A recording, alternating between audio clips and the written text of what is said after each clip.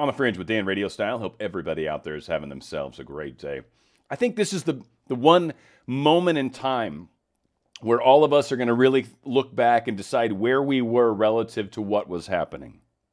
This country of ours is certainly under an attack, or, and I would say some from the deep state progressive side would suggest the other, that we are the coup that's trying to take back our country. Tomato, tomato, frankly, at this point, but I do agree we've got a bit of a conundrum. This vote seems to have a lot of shenanigans, irregularities, a number of weird, strange things that have happened. We've got affidavits in the hundreds, almost 1,000, probably even that at this point, of people that have literally done legal documentation stating what they witnessed, and they are, you're perjury if you lie on these things. So there's huge amounts of evidence to suggest something weird has gone on with this voting from this year's vote, and a number of other votes for that matter. So this is the one stand, and of course, who would be the one that you would want to choose? I tell you, it was easy for me to decide, and I've said it before, and I'll say it again. I'm not a Republican. I never will be. I'm not a Democrat. I never will be. Just right off the bat, I feel they're divisive, right? Only one side of the population is going to be a Republican. The other side is going to be Democrat. Yeah, I like the idea of us kind of getting together better, but I'll tell you without a doubt, the direction where I'm standing and comfortable talking, oh yeah, dude, the Republicans are the ones that we chill and have barbecues with, without a doubt. And I'll tell you what we get to experience from the progressive left is more things like this. And I don't know about you, but neener, neener, neener, we get a curfew in California. It's hard to rhyme that out, but you know what? We get a curfew and you don't. I know you're jealous. I know you are. I know you're going to think back on us like maybe later tomorrow and you'll be like, I'm so jealous of Dan in California and how they get a curfew and we don't. This is what a lot of people are going to get to experience soon. And of course, they're doing it to fight the virus. Because that's when most people go out. That's where the crowds happen. After 10 p.m. to 5 a.m. I don't know if you've ever been out anywhere in California. Now, in New York, sure, this makes sense. Frickin' people there all the dang time in Manhattan. But, well, it used to be. But yeah, this is the world you guys are going to get to taste. Now, Gavin Newsom also got in trouble recently for having a dinner with like 12 people at some schmancy restaurants, like $800 a head, not wearing masks, very close to each other, certainly well within 6 feet. I think we could measure, but I don't know exactly how much. And gee whiz, we got the governor of Illinois basically saying, hey, no, I support what Gordon Lightfoot or what Lightfoot's doing. And it seems like, we're just trying to do the right thing, keep everybody safe. And then he comes down here and he's like, I don't know what that says exactly, and I don't know what exactly my plans will be, but I'll certainly be happy to share. I think you already know we have a place in Florida, so, and then he trails off. You must know what the mayor's plan is, the journalist responds. I have actually not seen what the mayor put out this morning, which I have not. I've been very busy. Actually, I don't think there was a travel ban. I think there was a discouragement. Oh, what's good for thee is not for me, says this large guy and lovely lady. So again, just giving you a little taste of what's to happen. But when I talk about how things seem to be shifting, how the tides are turning, I don't know if you've ever been to an ocean, but when the water comes up on the shore, right from the waves, and it comes up, there's a point where it stops, and then it recedes back out. It's almost like when a pendulum goes up and stops and comes back. We are at that place where it's starting to recede back out. We're starting to make our stands. And there's a lawsuit for censoring the streets in Washington, D.C., and it's very true. If you're going to allow people to put, speech, certainly speech on the road, right, then you have to allow this to be fair for everybody. And people that want to put other things like wonderful on there or love God or something crazy like that, and Washington comes out and says, oh, no, you can't do that, but Black Lives Matters, you can say that, or ban the police, that's okay. So they're being sued, and it makes sense, and they'll probably lose, and they'll probably paint it. But I almost think it'd be funny if they make Washington, D.C. forever have to paint this thing, every 6 months, maybe a new group gets to have their slogan put on the streets, and just forever, some crazy thing is going to be written on the streets in Washington, D.C. that can probably be seen from Mars. I think that'd be funnier, frankly, right? Let everybody get even for the time that Black Lives Matter's been able to have their little thingy protested on there.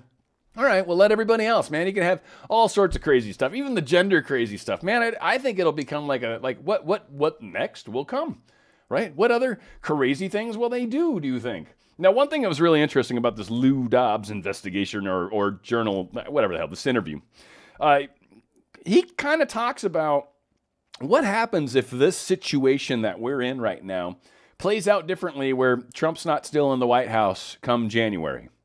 And what's very interesting is there might still, quote, he doesn't say it quite this way, but I'm going to help him a little bit.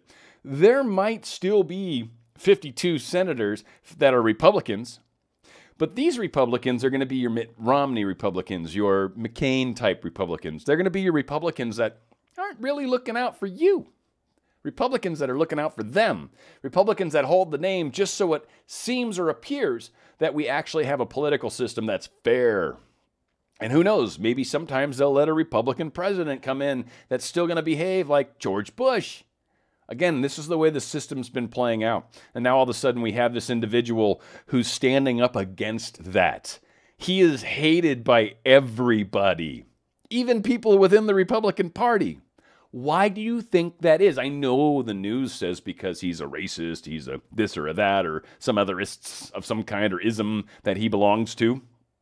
But the fact of the matter is he's the guy that's not in bed with all these other people. Lou Dobbs, I'm just impressed with the people that do step up and say the stuff that's true versus those who seem to refuse to. And man, Tucker Carlson has lost so much respect from me over the past week. So again, I think Lou Dobbs is saying what needs to be said, even though he's on the Traders Network. We'll see. The Republicans have to stand with this president, or the Republican Party is watching its death knell. Well, why aren't they doing that? They might as well join the funeral procession into the abyss for their party, because this Republican Party will be gone and done if they do not stand with this president. If the left were to get away with this, if the radical Dems, the deep state, were to get away with this, what in hell would they not do to this country, to law-abiding citizens, to the Republican Party, not well known for its courage and forthrightness in defense of the working man and woman before Donald Trump was voted into office and this movement began. This is no longer the party of Republican country clubs and big corporations.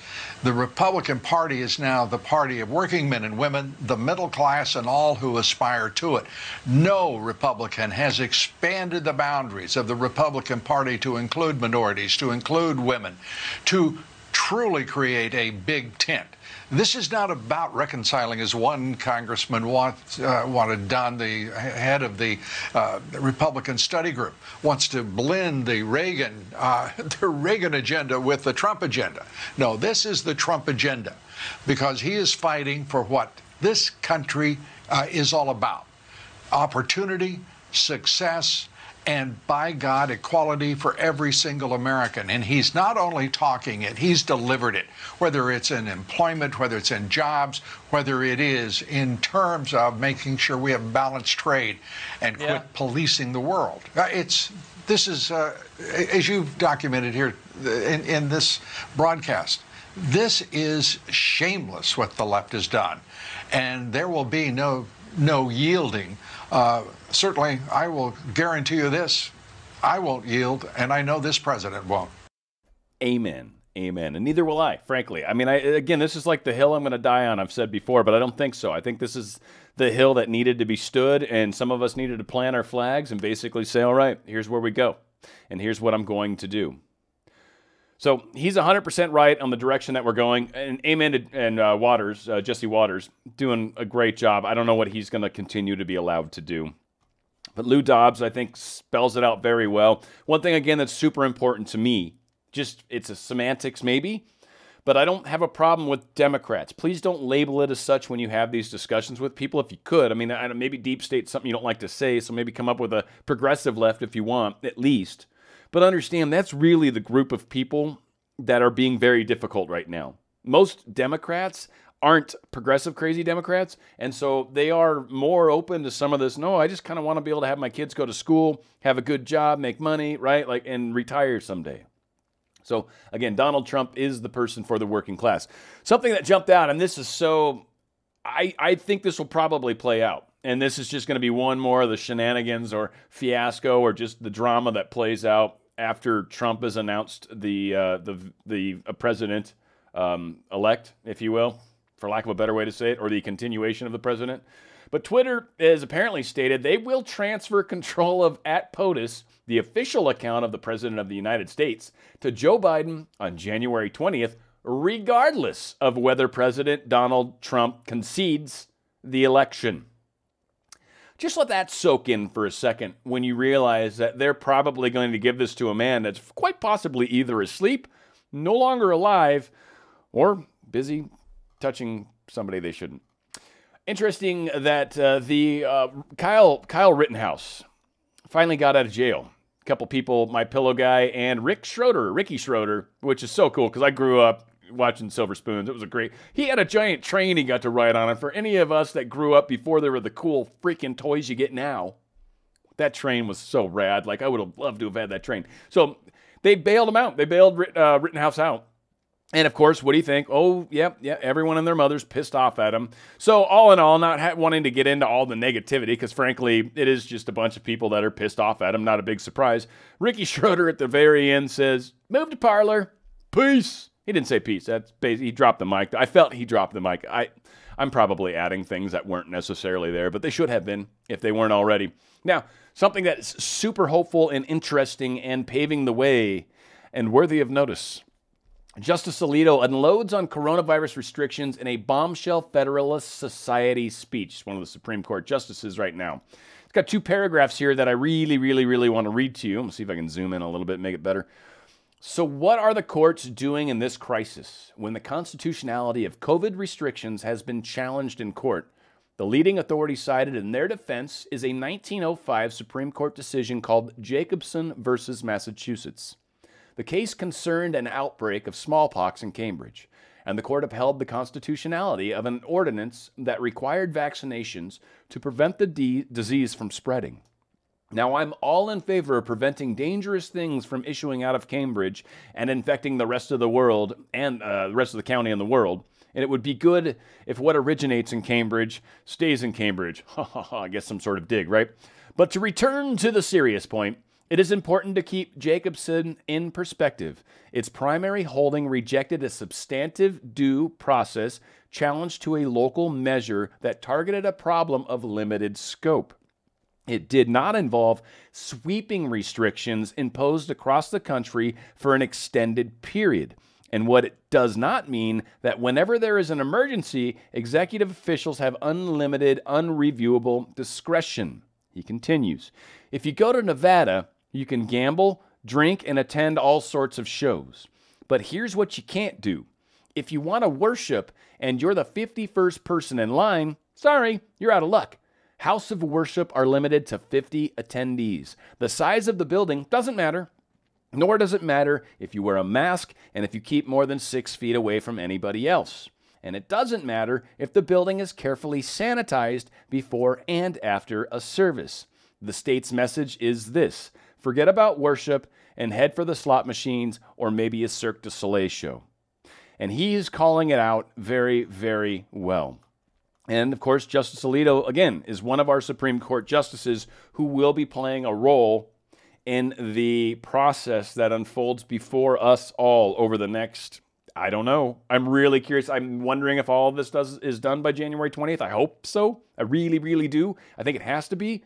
So I guess within the next month or so is going to be interesting, to say the least. Now, again, under the auspicion, if that's even a version of that word, Trump is continuing to do things like he's in charge, and he is still the president. I don't care what anyone says, and some might say, oh, it's lame duck. And others might say he's continuing his presidency until you all figure out or come to the same terms as most of us, in that there was an election that was attempted to be taken from us. And a lot of evidence is coming out. A lot of evidence is going to prove essentially that the election was messed up. And so the results that AP, as it says below, have already called, maybe not so much called correctly, because, I don't know, who knows? I don't want to make claims that weren't there. But the White House is pulling out of a U.S. open skies treaty.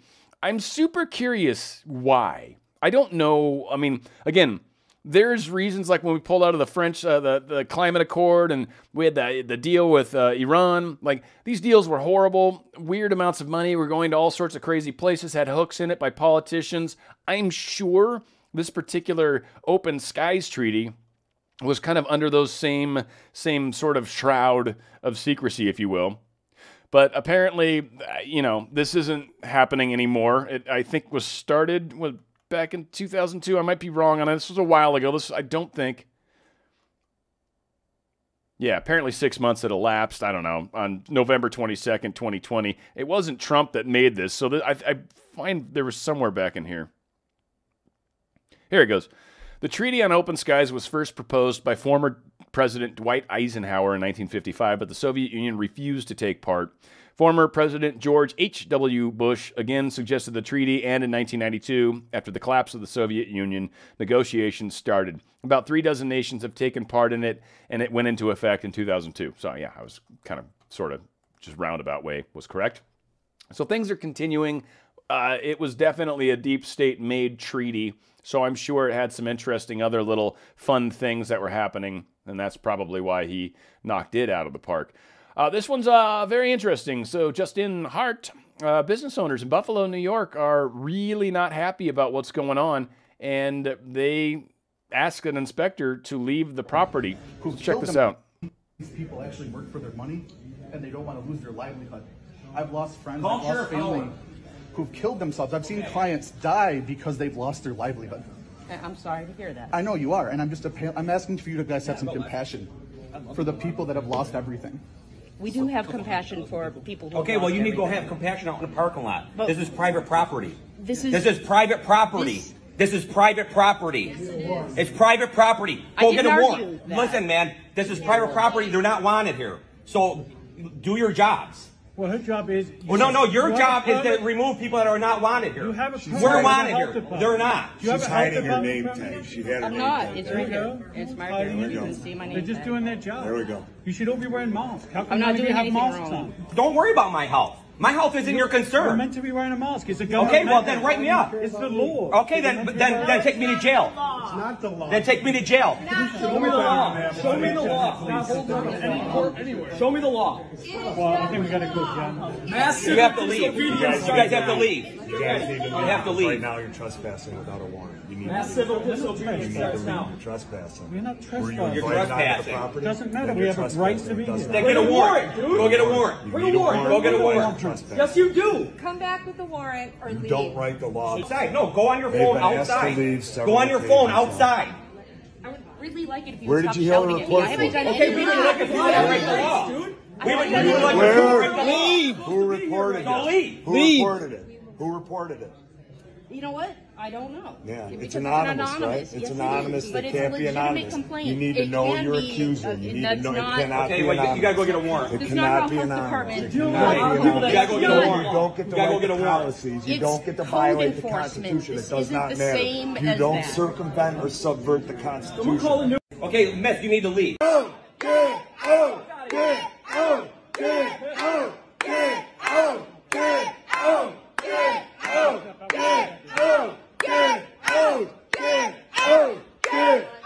And obviously continues with that until they leave. And again, interesting. I mean, did they get revisited? Will they get revisited? Oh, I'm sure they will. But they bring up a number of great points. Obviously, Fourth Amendment's now under attack. The Second Amendment and First Amendment are really heavily under attack. Now we're going to go ahead and say that we can come into your business anytime we want and tell you what you can do and can't do without a warrant. And she's like, it's just like sort of like code enforcement. Well, no, this is a law that was somehow passed or some sort of rule that was executively passed by the governor that's not really legal. And that's the problem. And so they don't really have a legal leg to stand on. So I'll be curious to see if and when they do come back. Now, we got this awesome thing, and I want to tell this story a little bit backwards. I'm going to come to this part of the story first, and then go to the top of the story and start giving you some of the details. Because this is an example of what we're in for. The people that think they just voted Biden in, however many there were, it might have been many, many millions of these people, right? this is who they've voted for, on top of all the Hunter things, on top of everything else. But apparently Biden headed up the Cancer Moonshot Task Force when he was the Veep after his son Beau, sorry to hear this, but after his son Beau died of brain tumor in 2015. And so after he left office, the Biden Cancer Initiative sought to continue such efforts to provide urgent solutions to treating cancer, according to a 2017 press statement announcing its launch. Now, big surprise press statement. So the New York Post, pretty good paper. A cancer charity started by Joe Biden gave no money to research. What? Wait, let's clarify that a little bit. The charity took in $4,800,000 in contributions in fiscal years 2017 and 2018 and spent $3,070,000 on payroll in these 2 years. The group's president, Gregory Simone, he raked in a whopping $429,000 in fiscal year 2018.